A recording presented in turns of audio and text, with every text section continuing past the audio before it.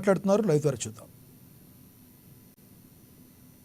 ఈనాడు ఈ ప్రభుత్వం ఆ గౌరవెల్లి ప్రాజెక్టుకు సంబంధించిన రివైజ్డ్ ఎస్టిమేట్ సోదరుడు పొన్నం ప్రభాకర్ గారు పట్టుపట్టి గౌరవ ముఖ్యమంత్రి గారిని కేబినెట్ని ఒప్పించి 2 లక్షల ఎకరాలకి సాగులో తీసుకొచ్చి ఈ ప్రాజెక్టుకి సంబంధించిన రివైజ్డ్ ఎస్టిమేట్ని ఈ కేబినెట్లో ఆమోదించడం జరిగింది. అదే రకంగా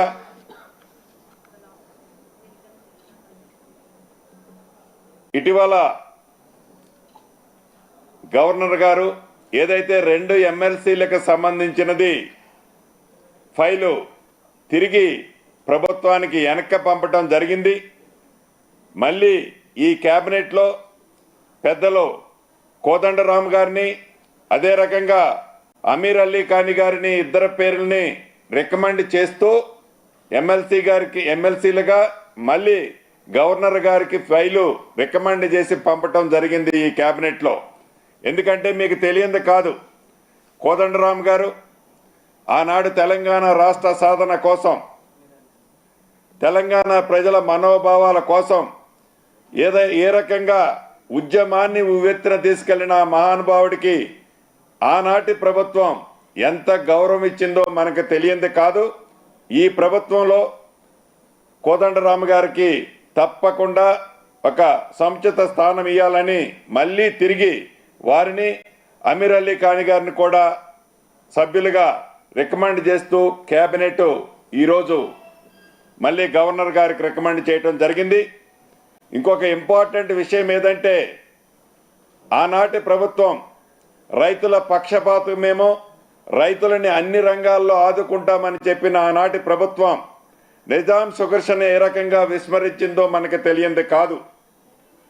ఈ ప్రభుత్వం వచ్చిన తర్వాత ఈ నిజాం షుగర్స్ని రివైవ్ చేయటానికి పెద్దలు శ్రీధర్ బాబు గారు చైర్మన్గా ఒక సబ్ కమిటీని వేసి ఆ సబ్ కమిటీ ఇచ్చిన రిపోర్టు ప్రకారం నిధులని 2 విడతలుగా రిలీజ్ చేసి దాన్ని రివైవ్ చేసే దాంట్లో ఈ ప్రభుత్వం చిత్తశుద్ధితో రివైవ్ చేయాలని, ఇచ్చిన డబ్బులతో పాటు ఇంకా ఏదైనా అవసరం ఉంటే దాన్ని సహాయం చేయాలని ఈరోజు కేబినెట్ నిర్ణయించింది.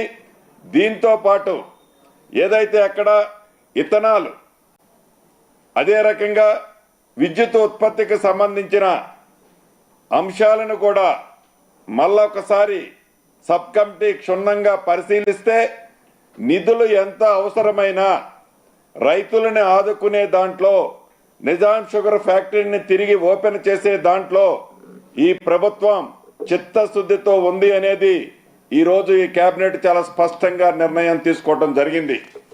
ఇకపోతే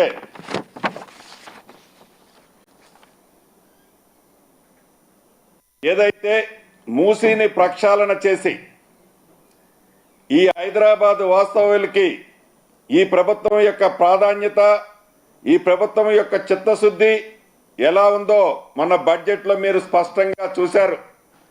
కనీ విని ఎరగని రీతిలో 10,000 కోట్ల రూపాయలని ఈ ప్రభుత్వం హైదరాబాద్ అభివృద్ధి కోసం కేటాయించాం.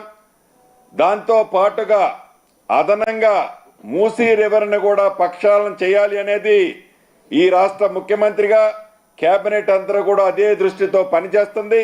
ప్రధానంగా గోదావరి నీటిని మల్లన్న సాగర్, షామీర్పేట చెరువు నుంచి అక్కడ నుండి హైదరాబాద్లో ఉన్న జంట నగరాల జలాశ్రయానికి ఉస్మాన్ సాగర్, హిమాయత్ సాగర్కు తరలించేందుకు మంత్రివర్గం ఆమోదం తెలిపింది ఈనాడు. అంటే మల్లన్న సాగర్ నుంచి గోదావరి నీటిని షామీర్పేట చెరువు నింపి అక్కడ నుంచి ఉస్మాన్ సాగర్, హిమాయత్ సాగర్కి తరలించి ఆ నీటిలో 15 టీఎంసీల నీటిని తరలించే దాంట్లో 5 టీఎంసీలు హైదరాబాద్ తాగునీటికి, 10 టీఎంసీలు నీరు హైదరాబాద్ పరిసర ప్రాంతాల్లో ఉన్న అన్ని చెరువులు, అదే రకంగా మూసీలో రెగ్యులర్గా ఫ్రెష్ వాటర్ ఉండటం కోసం ఆ నీటిని వాడే విధంగా ఈరోజు కేబినెట్ నిర్ణయం తీసుకోవటం జరిగింది. అంటే ఇంత క్షుణ్ణంగా ఈ రాష్ట్ర ప్రభుత్వం యొక్క ఆలోచన, ఈ రాష్ట్ర ప్రభుత్వం యొక్క పనితీరు, ఈ రాష్ట్ర ప్రభుత్వం యొక్క చిత్తశుద్ధి ఏంటి అనేది ఒక్కొక్కటి ఏదైతే ఈ రాష్ట్ర ప్రభుత్వం ఆలోచన ఉందో యుద్ధ ప్రాతిపదిక మీద ఈ ప్రభుత్వం చర్యలు ఏ రకంగా చేపడుతుందో యావత్ తెలంగాణ ప్రజలు గమనిస్తున్నారు. తప్పకుండా మీ సహాయ సహకారాలు ఇదే విధంగా ఉండాలని మనస్ఫూర్తిగా కోరుకుంటూ మిత్రులు పొన్నం ప్రభాకర్ రావు గారిని మాట్లాడవలసిందిగా కోరుతున్నాను. ఈరోజు హుస్నాబాద్ ఎత్తైన ప్రాంతానికి, పీఠభూమి ప్రాంతానికి డిస్ట్రిబ్యూటరీ సిస్టమ్ కాలువలకు సంబంధించి 437 కోట్ల రూపాయలని బడ్జెట్ ఆమోదింపజేసినందుకు గౌరవ ముఖ్యమంత్రి గారికి, ఉప ముఖ్యమంత్రి గారికి, ఆర్థిక శాఖ మంత్రికి, అదేవిధంగా సహచర కేబినెట్ మంత్రులందరికీ, అధికారులందరికీ ధన్యవాదాలు. అక్కడి స్థానిక శాసనసభ్యుడిగా ఈ ప్రాజెక్టు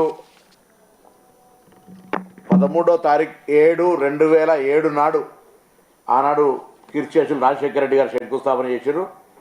13వ తారీఖు 7వ నెల 2007. ఇలా 1 ఆగస్టు 2024, దాదాపు 17 సంవత్సరాలు గడిచిపోయినటువంటి పరిస్థితి. 17 సంవత్సరాల 2007 నుంచి 14 వరకు దాదాపు 70-80% పనులు టన్నెల్తో సహా హెడ్ వర్క్స్ సంబంధించిన అన్ని రకాల పనులు పూర్తయి right side 44 kilometre canal, left side 14 కిలోమీటర్కి సంబంధించిన అన్ని కూడా జరిగి కాలువల ద్వారా చేయాల్సిన పరిస్థితుల్లో ఆనాడు తెలంగాణ రాష్ట్రం ఏర్పడి కేసీఆర్ గారు ముఖ్యమంత్రి అయిన తర్వాత మీ అందరికీ జ్ఞాపకం ఉండొచ్చు, కేసీఆర్ గారు మొదటిసారి ఆ ప్రాంతానికి వచ్చినప్పుడు అక్కడనే ఇన్ని రోజులు ఆంధ్రప్రదేశ్ ఉండే, ఇప్పుడు తెలంగాణ రాష్ట్రం వచ్చింది, ఎవడడ్డం వస్తారో చూస్తా, ఇక్కడనే కుర్చీ చేసుకొని కడతా అన్న ప్రాజెక్టు ఈ గౌరవేలు ప్రాజెక్టు మీకు జ్ఞాపకం చేస్తా ఉన్నాను.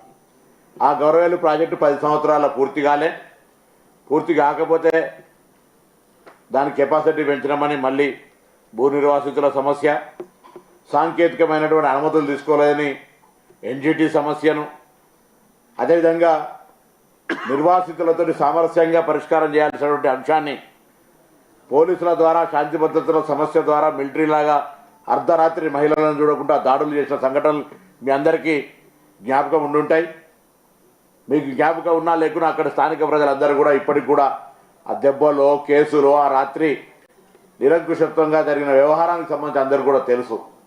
అటువంటి పరిస్థితుల్లో ఈనాడు ముఖ్యమంత్రి, ఆనాటి పిసిసి అధ్యక్షుడిగా మార్చి 2వ తారీఖు 2023 నాడు ఆ ప్రాంతం లోపల మేమందరం కూడా ప్రాజెక్టు సందర్శనకు పోయి కాంగ్రెస్ అధికారంలోకి రాగానే ఈ ప్రాజెక్టును పూర్తి చేసే బాధ్యత అని చెప్పడం జరిగింది. దానికి అనుగుణంగా 2223 కిలోమీటర్లు కాలువల కొరకు సేకరించాల్సినటువంటి భూమికి సంబంధించి ఇప్పటికే సిద్దిపేట జిల్లా కలెక్టరేట్ కావచ్చు, మాకు హుస్నాబాద్ 3 జిల్లా కలెక్టరేట్లు వస్తాయి. ముగ్గురితో అనేక సందర్భాల లోపల క్షేత్రస్థాయి నుంచి సమావేశాలు నిర్వహించారు. దానికి సంబంధించిన ప్రతిపాదనలను ఇరిగేషన్ శాఖ అధికారులతోటి తెప్పించుకొని ఆర్థిక శాఖ, దాని తదుపరి ఇరిగేషన్ శాఖ గౌరవ ముఖ్యమంత్రి గారి ఆమోదాలు పొంది ఇవాళ క్యాబినెట్ అంతా కూడా దాన్ని ఆమోదింపజేసిందంటే ఇది ఒక చారిత్రాత్మక నిర్ణయం. ఎందుకంటే మీ అందరికీ గతంలో హుస్నాబాద్ ఇది ఒక ఎత్తైన ప్రాంతంగా, పీఠభూమిగా 2003లో రాజశేఖర రెడ్డి గారు పాదయాత్ర చేసినప్పుడు ఈ ప్రాంత రైతుల గుండె లబ్డబ్ అని కొట్టుకోదు, వరద కాలువ అని కొట్టుకుంటుందని చెప్పినటువంటి మాట జ్ఞాపకం చేస్తా ఉన్నా. అప్పటి నుండి ఈ ప్రాంత ప్రజల యొక్క ఆకాంక్ష, వాళ్ళందరూ ఆశీర్వచనంతో నేను శాసనసభ్యుడు అయిన తర్వాత నాకు కూడా ఒకటే వాంఛ, చిరకాలంగా నేను ఆ ప్రాజెక్టు పూర్తి చేస్తేనే ఈ రైతాంగానికి న్యాయం చేసిన వాళ్ళు అవుతాం అనేటువంటి దాని మీద మొదటి నుంచి సింగిల్ ఓరియంటేషన్గా ఆ ప్రాజెక్టుకు సంబంధించి అంతర్గతంగా అన్ని రకాలుగా ఎక్కడెక్కడికి అవసరమైతే హుస్నాబాద్ శాసనసభ్యుడిగా మంత్రి ఉన్నప్పటికీ కూడా ఆ విధంగా ఆ యొక్క ప్రాజెక్టును ఈరోజు కార్యరూపం దాల్చుకున్నాం. దానికి సంబంధించి వెంటనే ఇప్పటికే భూసేకరణకు సంబంధించినటువంటి ఐడెంటిఫికేషన్ పెగ్ మార్కింగ్ అంటారు, అది అయిపోయింది. కాబట్టి దాని తర్వాత డ్రాఫ్ట్ నోట్ ఏదైతే సాంకేతికమైన కార్యక్రమాలు జరుగుతాయి. సో అందులో కొంత చిన్న సమస్యలు భూ నిర్వాసితులకు సంబంధించి ఎన్జిటి సమస్యలకు కూడా నేను ఇక్కడ నుండి వాళ్ళందరూ కూడా కోరుతాను. ఇలా ఈ ప్రాంతానికి నా హుస్నాబాద్తో పాటు గన్పూర్ నియోజకవర్గానికి కూడా ఈ యొక్క నీరు అందుతుంది. కాబట్టి ఇది ఫేజ్ 7 కింద వరద కాలువతోటి లోయర్ మానేరు ద్వారా నీళ్ళు వచ్చే విధంగా ఇక్కడికి అన్ని రకాల వ్యవస్థ ఉంది. కాబట్టి జస్ట్ డిస్ట్రిబ్యూటర్ సిస్టమ్ను వచ్చి రాబోయే సీజన్లలో నీళ్లు అందించడానికి కృతనిశ్చయంగా పనిచేస్తాం. ఎప్పటికప్పుడు దాన్ని ప్రోగ్రెస్ను పర్యవేక్షించుకుంటూ పనిచేస్తాం. ఈ ప్రాంత రైతులందరికీ కూడా శుభాకాంక్షలు. ఎందుకంటే ఒక పక్క మొదటి దశ ₹1,00,000 ఇచ్చినప్పుడు మా నియోజకవర్గం రెండో నియోజకవర్గం లబ్ధిదారులలో మొన్న కూడా మా నియోజకవర్గంలో దాదాపు ₹93 కోట్ల వచ్చినాయి.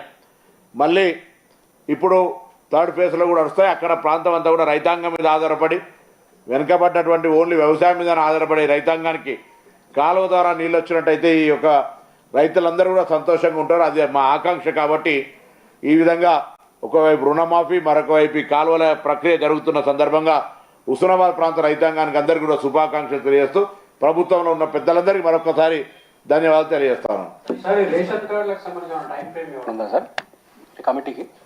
డెఫినెట్గా విత్-ఇన్ 1 month లోనే కమిటీ రిపోర్ట్ ఇస్తుంది. యాజ్ ఎర్లీ యాజ్ పాసిబుల్ చిత్తశుద్ధితో ఈ ప్రభుత్వం చేయాలని రెడీగా ఉందన్న. ఆల్రెడీ ధరణికి సంబంధించిన దాంట్లో ఏదైతే ఒక కమిటీని వేసామో కమిటీ రిపోర్ట్ ఇవ్వటం జరిగింది. రేపు అసెంబ్లీలో షార్ట్ డిస్కషన్ కూడా తీసుకొస్తున్నాం.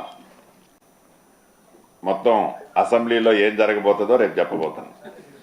ప్రభాకర్ గారు 17 ఏళ్ల సుదీర్ఘకాలం తర్వాత గౌరవల్లి గడ్డపల్లి ప్రాజెక్టుకు మోక్షం లభించింది. 437 కోట్లు రిలీజ్ అయినట్టు ఈ వరద కాలువలు ఎప్పటిలోగా పూర్తి కాబోతున్నాయి, ఇప్పటికీ నీళ్ళు అందించబోతున్నారు. సరే, ఇవాళే దానికి సంబంధించినటువంటి సాంకేతికమైనటువంటి